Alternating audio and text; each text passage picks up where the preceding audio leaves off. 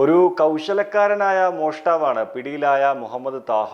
ഇയാൾ വളപട്ടണം സ്വദേശിയാണ്. പക്ഷേ നാടും വീടും ഉപേക്ഷിച്ചിട്ട് ഏറെ നാളുകളായി, വർഷങ്ങളായി. ഇങ്ങനെ നിരവധി മോഷണ കേസുകൾ ഇയാളുടെ പേരിലുണ്ട്.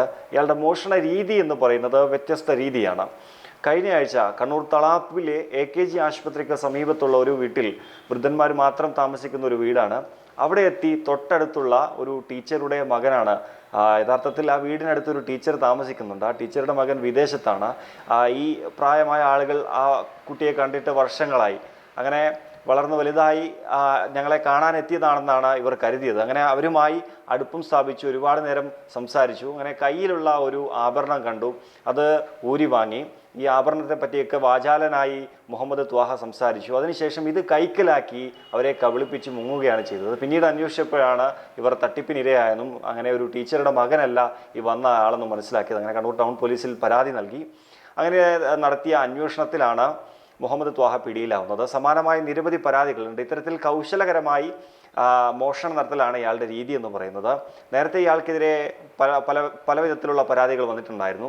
അതായത് ഇരിട്ടിയിൽ നിന്ന് കണ്ണൂരിലേക്ക് ഒരു ഓട്ടോറിക്ഷയിലെത്തി. ആ ഒരു യാത്രയിലുടനീളം, അതായത് ഇരിട്ടിയിൽ നിന്ന് കണ്ണൂരിലേക്ക് എന്ന് പറയുന്നത് വലിയൊരു ദൂരമുണ്ട്.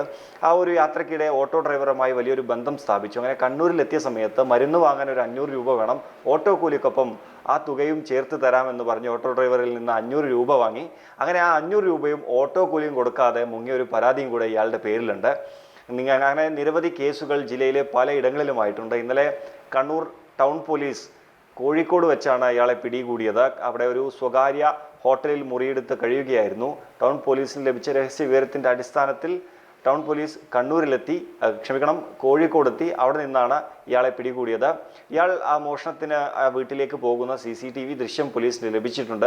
ആ ഒരു മോഷണ സമയത്ത് ഇയാൾ ധരിച്ച വസ്ത്രവും പോലീസിന് ഇയാളുടെ ബാഗിൽ നിന്ന് ലഭിച്ചിട്ടുണ്ട്. എന്നാൽ അതൊരു കേസിന് നിർണായക തെളിവാകും എന്ന് തന്നെയാണ് കരുതുന്നത്. ടൗൺ CI ശ്രീജിത്ത് കൊടേരിയുടെ നിർദ്ദേശപ്രകാരം ടൗൺ SI ദീപ്തിയും മറ്റു പോലീസുകാരുമാണ് ഇയാളെ പിടികൂടാൻ പോയത്.